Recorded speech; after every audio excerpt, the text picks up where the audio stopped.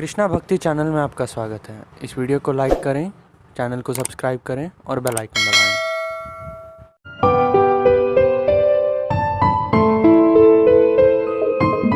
हरे कृष्णा, मैं संगीता आप सभी का कृष्णा भक्ति चैनल में हार्दिक स्वागत करती हूँ। पुरुषोत्तम मास महात्म कथा 19वां अध्याय। नारायण जी ने कहा, हे नारद, भक्त वत्सल भगवान अपनी वाणी से सुदेव ब्राह्मण को प्रसन्न करते हुए बोले, हे द्वितराज, जिससे मैं प्रसन्न हुआ, क्या यह तुम नहीं जानते? मेरा प्रिय पुरुषोत्तम मास आने पर तुम दोनों स्त्री पुरुषों ने उपवास कर यहाँ बैठने से पुरुषोत्तम मास की सेवा हुई। एक बार वेद में कहे गए साधनों को और दूसरी ओर पुरुषोत्तम मास के सेवन को जब ब्रह्मा जी तोलने लगे तो वेदोक्त साधन बहुत हल्के निकले और पुरुषोत्तम मास सेवन व्रत भारी हुआ। इसीलिए संसार में पुरुषोत्तम मास अधिक पूज्य और मान्य है। जो मनुष्य का जन्म लेकर श्री पुरुषोत्तम मास में जप तप स्नान दानादि नहीं करते हैं, वे जन्म जन्मांतर में दरिद्र होते हैं। अतः सब प्रकार से यत्न करके मेरे प्रिय पुरुषोत्तम मास का सेवन करना चाहिए। जो पुरुषोत्तम मास की सेवा करेगा वह भाग्यवान धन्य होकर मुझको प्राप्त होगा।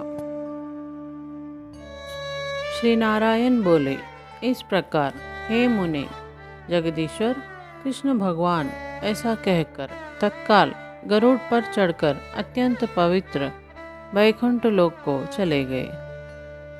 स्त्री सहित सुदेव ब्राह्मण मृत पाए होकर फिर जीवित हो गए और सुखदेव को देखकर रात दिन अत्यंत हर्षित होते रहे और कहने लगे कि यह अत्यंत आश्चर्य की बात है कि ऐसा मास कहीं भी न देखा न सुना।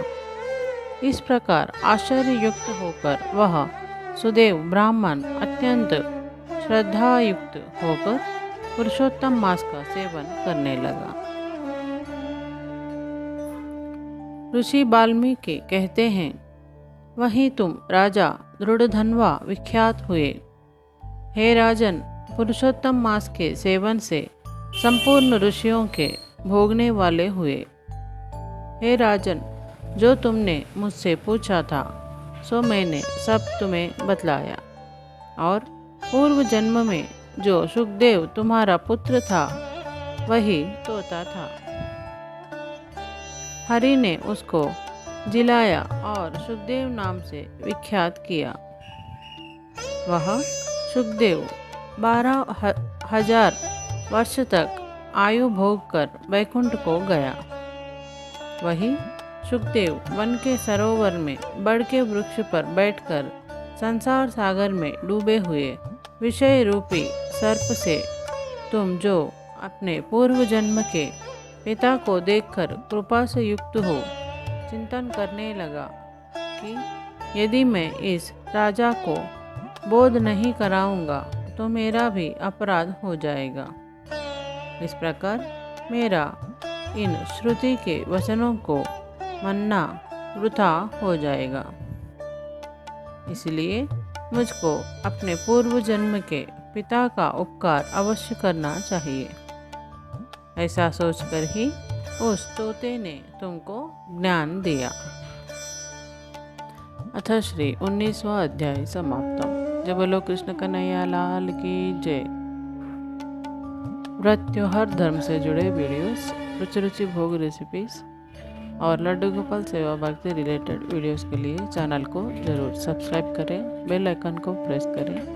वीडियो अपने परिवारजन मित्रों से ज़रूर शेयर करें। मिलेंगे अगले वीडियो में। राधे राधे।